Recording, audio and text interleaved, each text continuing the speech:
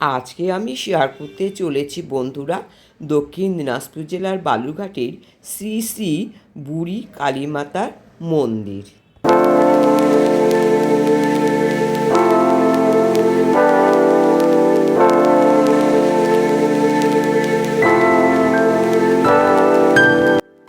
Happy new year বন্ধুরা।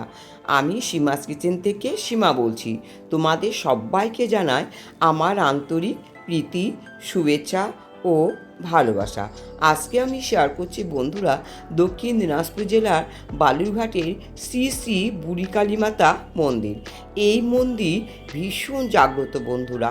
আমরা যে কোনো শুভ কাজ করতে গেলে এই মন্দিরে প্রথমে পুজোও দিয়ে থাকি। তাই প্রতিবারের মতো এবারও এই মন্দিরে পুজো দিতে এসেছি বন্ধুরা। তোমাদের কাছে ভিডিওটি শেয়ার করছি, তোমরা দেখতে থাকো বন্ধুরা। আশা করি তোমাদের খুব ভালো লাগবে। তাহলে চলো বন্ধুরা ভিডিওটি শুরু করছি। বালুরঘাট বুড়ি কালীমাতার মন্দির দক্ষিণ দিনাজপুরের অন্যতম প্রাচীন ও ঐতিহ্যবাহী জাগ্রত মন্দির, যা শহরের তহবাজার এলাকায় অবস্থিত। এখানে মাটির প্রতিমার বদলে কালো পাথরের স্বয়ংভূ রূপে দেবীর পুজো করা হয়।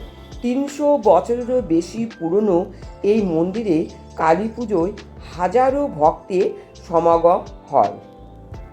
প্রচণ্ড ভিড় বন্ধুরা, কোনো রকমে সামলে নিয়ে পুজোটা দিলাম বন্ধুরা।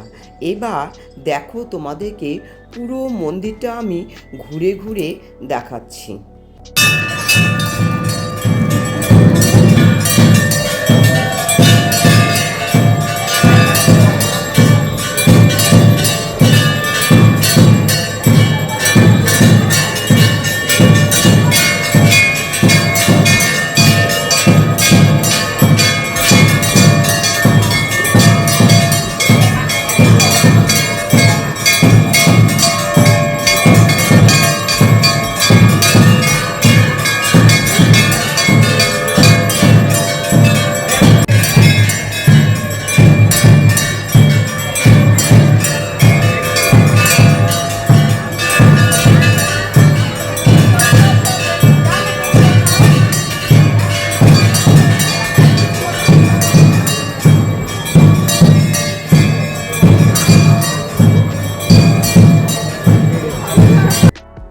এবার দেখো বন্ধুরা মন্দিরে বাইরের লুকটা।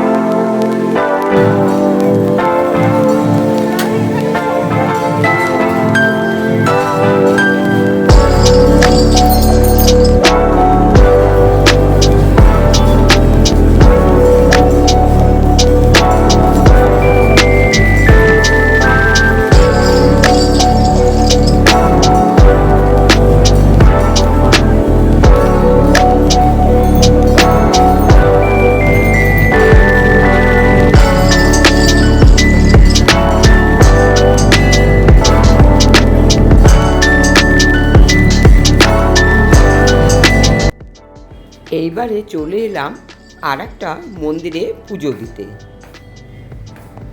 এই যে দেখো ভোলে বাবা আর বাবা লোকনাথ ঠাকুরের মন্দির। এখানেও আমরা পুজো দিয়ে থাকি। এখানে না বন্ধুরা প্রতি বছর খুব সুন্দর মেলা হয়।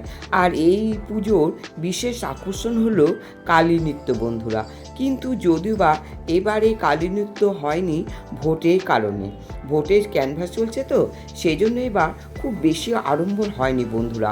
অতি সংক্ষেপে এখানে পুজো হয়েছে।